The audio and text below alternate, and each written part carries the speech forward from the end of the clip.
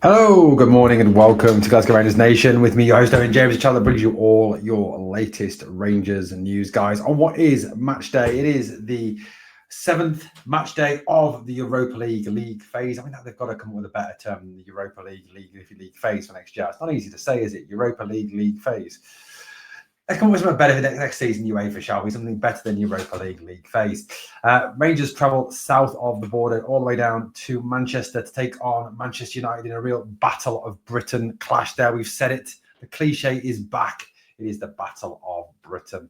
As Philippe Clement sort of alluded to yesterday in his press conference, a long time since Rangers had success on English soil.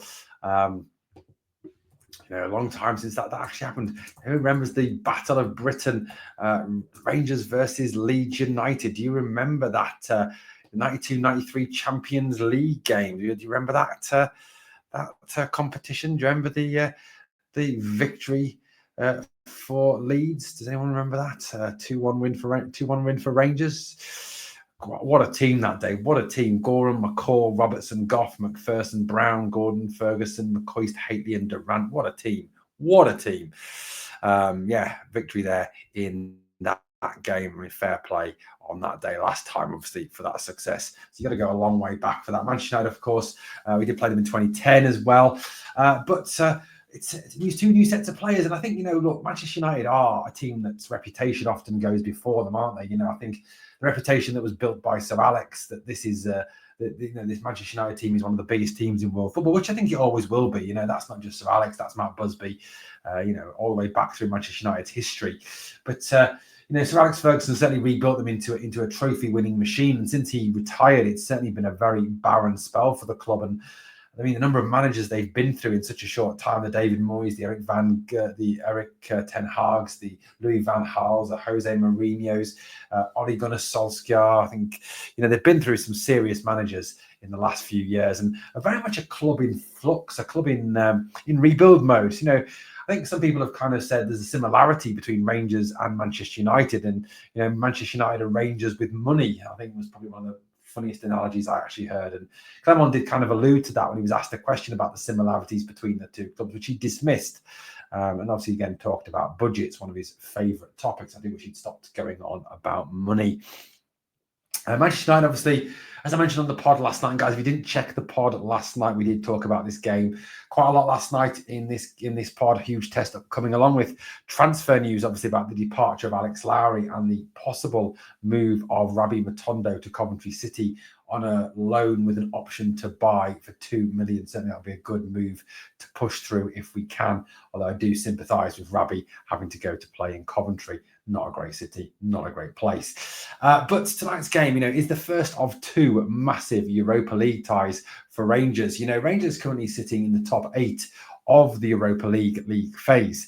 And knowing that, if we can finish top 8, it certainly would get us at least a miss one round. I think, as we know, the 1 to 8 play are straight through to the next round, whereas those are 9 to 16, I believe it is, or something like that, have to play off against each other to earn the right to play one of those 1 to 8 teams from the Europa League. Manchester United currently sitting 7th, Rangers currently sitting 8th. And I think, you look at those two upcoming games against Man United and against Union Saint-Gilloise at Ibrox, and you kind of say, I mean, for me, if we can get 4 points from the next 2 games, I think that should realistically secure that top 8 place. It really should. And I think there should be a desire within the club to get those 4 and to get it over the line, because look, the squad's not going to get any bigger through this transfer window, realistically. I think the squad may even shrink. And, at the end of the day, we can't afford to be playing 3 times a week, every single week. We need to have some rest time for this squad to avoid, wear, tear, and so on and so forth with injuries. We've had enough injury bad luck as it is. So, look, I mean, if we can go down to Old Trafford tonight and get a point, I mean, that would be a fantastic result. And I'll be honest with you, like I said, this is not the Manchester United of Scholes, of Keane, of Beckham, of Giggs, of Rooney, of Ronaldo. This is a very different Manchester United team. And yes, of course, they are no mugs. they're unbeaten in the Europa League. They've won 3, drawn 3. They've actually drew their first 3 games and they've won their last 3 games. So their form in the Europa League is actually completely at odds with their form in the Premier League, where they're down in 13th place. But they have their weaknesses. They're a team that you can pass through, as a number of Premier League teams have shown. There's a team that you can get in behind, play the balls over the top and round the sides, down the edges for a quick forward, someone like a Hamza, for instance, or a Tierney. They can get in behind them and cause them a lot of trouble. And if they play with Onana tonight, then Onana is known, I think, pretty much as Dracula amongst a lot of teams. The guy is scared of crosses. Get the ball in the box, get the ball in from corners. And I think, the damage can be done tonight. They really can. But I say 4 points from these 2 games. And I really think Rangers could qualify in the top 8 of this Europa League, which would be fantastic for the club and fantastic for the coffers of the club as well. News obviously coming out of the presser. Big news obviously was that Jack Butland is back and in the reckoning to start. Clermont refused to be drawn on his team selection. Let's face it, the manager's never going to come out and say, okay, my team is going to be X, Y, and Z. It's not like rugby where they name the team the day before. But I think, that Butland will go straight back into the team. Look, Liam Kelly, nothing against Liam Kelly. He made that mistake at Hibernian, but he's been a solid backup. And Clermont spoke today about needing 2 good goalkeepers. And he spoke also about Mason Munn and how well he did as well. So, Jack Butland, I think he is the number 1. And, a lot of clubs, Alan Ramsdale at Arsenal last year, even when he played and Raya became fit again, Raya goes straight back in this season. Liverpool, top of the Premier League, Kelleher, brilliant goalkeeper, world-class goalkeeper, comes in, plays brilliantly, saves a Mbappe penalty, but still gets dropped as soon as Alisson Becker is fit again.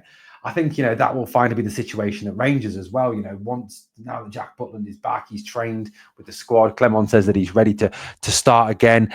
I think he goes straight back in. And I think, he comes back, I think, a different Jack Butland. He comes back as a man, who will be focused on, doing his very best. I think he will know that he's got something to prove. And, often players and top class players like Jack Butland, when they have something to prove, when they have, a point to make to the fans, to the analysts, that they're not, as bad as people have been making them out this season, then they usually perform quite well. And the fact, of course, that Butland was a Manchester United fan, has played for them as well. Who knows? He may have, I think he does have a point to prove in the game tonight.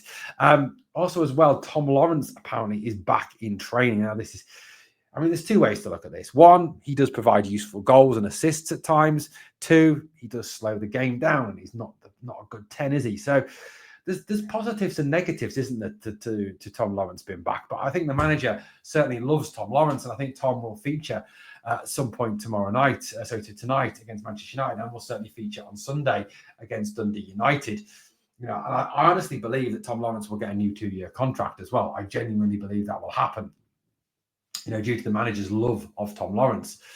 But as of the game tonight, I think there's 4 players and kind of like the spine of the team that really have, a point to prove tonight, and a chance to really impress, a chance to sort of help Rangers to get the point or points tonight against Manchester United. Obviously, I've spoken about Jack Butland. I think he has a massive role to play, and a good Jack Butland performance tonight could go a long way to helping Rangers secure a point or maybe even more. I think the return of Big Leon to fitness also, I think, is absolutely central at the back. I think, even with Tavernier back as captain, unfortunately, Raskin, I think, would be a much better captain. I think that, Big Leon back there provides a stabilising influence, a leading influence, a communicator, a top man, Big Leon. So for me, having Big Leon back is absolutely massive. And I think he can have a key role tonight alongside Robin Propper. I think his stability, his strength, his pace will help tonight in the game. I think Nicholas Raskin has an absolute central role to play. And Nicholas Raskin is another player with something to prove. He's spoken already about his desire to play in the Premier League. And I think, tonight is a perfect opportunity for him to go out and prove that he can do that. If he can live with with those Manchester United midfielders like Garte, Mainu, Fernandes, Eriksson, people like that, and he can play well and he can dominate them tonight, which he's more than capable of. And we've seen, haven't we, that when Raskin plays well, Rangers play well. He's really developed himself into that number 6, and the number 6 has really become a key position in football now, hasn't it? It's become the kind of in vogue position, hasn't it? So, look, I think Raskin tonight again has a good game. Rangers stand every single chance now. Up top, Hamza, another player with something to prove. Again, a player who his Europa League form is absolutely phenomenal. 4 games, 4 goals, 1 assist, 5 goal contributions in 4 games for young Hamza. Absolutely outstanding in Europe's second competition. And if you're scoring goals in Europe against teams like Malmo, it's against teams like Olympiacos and Nice, and you're proving yourself against Tottenham as well, then I honestly believe that this player, he is something special. He is a quality player, and he's going to add more value the more better he plays. And I think he will provide a threat tonight if he starts up top against Man United. I pray that he does. Please don't start Cyril Dessers. God's sake, can you imagine it? I suppose the only positive would be that the Man United back three would roll around pissing themselves laughing at Dessers playing, and he'd get a free pass to the goal. That's the only positive. But Hamza, for me, has to be up top tonight. And I think, these 4 players tonight have a good game, then Rangers stand every chance of getting something from the game tonight against Manchester United. I think they really do. As I alluded to on the podcast last night, it's got to be a game where we go at it from minute 1. We give a 90-minute Celtic-style performance, the same performance we gave against Celtic at Ibrox. Yes, we are without Hadji. Yes, we are without Danilo, which have big losses, big losses. But they couldn't. Hadji obviously is just not in the Europa squad, and I know Danny's injured, but he couldn't have even played even if he was fit. And Ciala is also not available as well. I hope that Rice and Curtis get on the bench, and I'd love to see Finlay Curtis get on. I think he's a player who can cut it at this level. I really do. He looks an absolute top star. Look, you asked me to think about the game tonight, and I'm actually, do you know what? As I said on the pod last night, and if you haven't watched the pod last night, that's what you need to look for on the channel homepage. Give it a watch. Some great points from the live chat as well last night. I'm actually more optimistic about tonight than I am about Sunday. I'm actually more worried about going to Tannadice and getting something than I am about going to Old Trafford and getting something. It says a lot, doesn't it? It says a lot. But our form in Europe is cracking. Other than the loss to Lyon, our away form in Europe is in marked contrast with our domestic away form. Away in Europe, 2 draws, including going to Piraeus. So 1 draw, 2 wins. My apologies. Going to Piraeus, getting a draw. Going to Malmo, getting a win. Going to Nice, getting a win. Absolutely superb from Rangers. Really, really good. So, our away form in Europe is just complete contrast, with our form in domestic football. And I think that is down to the fact that this team is built to succeed in Europe, is built to do well in Europe. The players get more time on the ball, there's less physicality, we don't come against the low block, there's more chance to play football, and it suits the team. And I think tonight will be an open flowing game. I think it really will. Manchester United will come and play thinking that they can obviously put Rangers to the sword and get their season back on track. And if they want to play in Europe next season, their only way of doing it realistically is winning the Europa League. So they're going to have to come out all guns blazing tonight.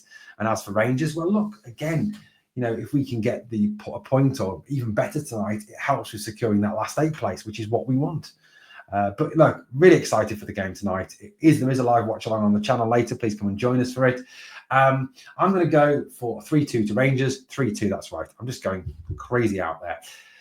Let me know your predictions in the comments down below. Well, thank you for watching your Rangers Matchday News, guys, on the 23rd of January. Please, obviously, smash that sub, comment, like, and share. And as always, remember, we are the people.